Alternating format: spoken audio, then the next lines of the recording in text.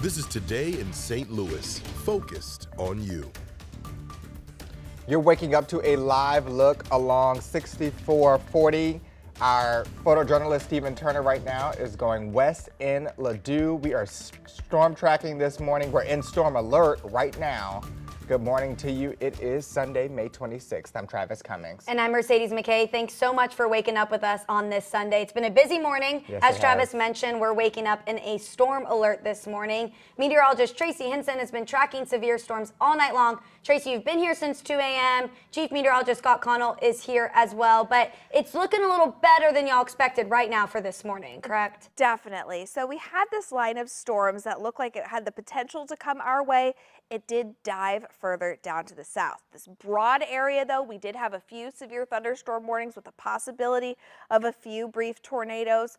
We did have a little bit of damage and power outages in our area due to those strong winds.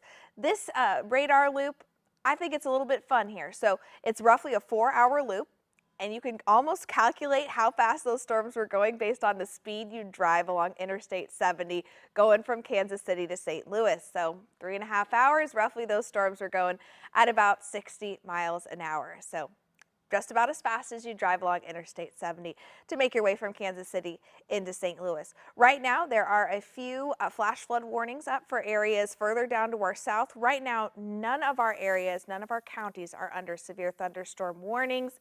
All of those have since moved off into Kentucky as well as into parts of Tennessee. Coming up, I'll outline our second threat of the day, which will come in the afternoon. Tracy, thank you for that first look. Right now, more than 15,000 Ameren customers are without power in Missouri. We've got Ameren's outage map pulled out for you here. And while there's only a handful of outages in our viewing area, more than 11,000 are just south of Cape Girardeau near Sykeston.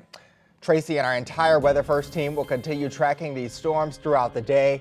For updates on when and where severe weather could hit, just download the free 5 on Your Side app or text the word weather to 314-425-5355. Right now, a jackknife semi-truck is blocking all lanes of traffic along Interstate 44 just east of Eureka. You're taking a live look at the scene now near Lewis Road in the Beaumont Scout Reservation.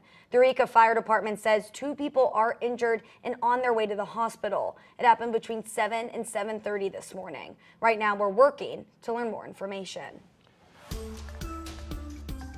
And new this morning, one man is dead and another is in the hospital after an overnight shooting in downtown St. Louis. This is a look at that scene just a couple of hours ago. It happened around 3:30 this morning at the intersection of Lucas Avenue and North 15th Street. That's near the City Museum and the Europe nightclub. Our newsroom is working right now to learn more about the victims and what led up to that shooting.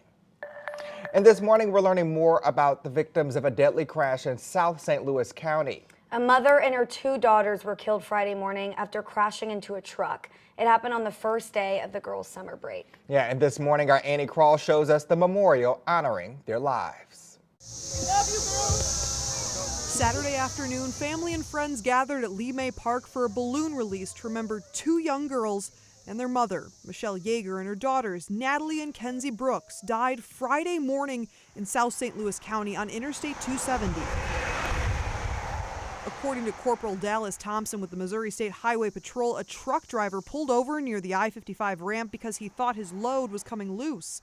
As soon as he pulled over, a 1998 FMC Yukon driven by Yeager struck the truck from behind. The truck driver got out and helped pull out one of the girls after the SUV caught fire, said Thompson. He was unable to get Yeager and the other girl out. Michelle and 7-year-old Kenzie died at the scene. 10-year-old Natalie was rushed to the hospital, but she died from her injuries shortly after. The Hancock Place School District confirmed in a letter to families that the girls were students at Hancock Place Elementary School. The school superintendent, Dr. Kevin Carl, told us in a statement that it's been a shock to everyone in our school community. Our hearts and prayers extend to the family during this difficult time. Annie Krall, 5 on Your Side. Such a heartbreaking story there. In a letter to families, the Hancock Place School District said crisis counselors would still be available at the elementary school beginning next Tuesday for people who need help processing this tragedy. Michelle worked at the pediatric dentistry of Sunset Hills, Winsville, and Arnold, where coworkers say she was beloved.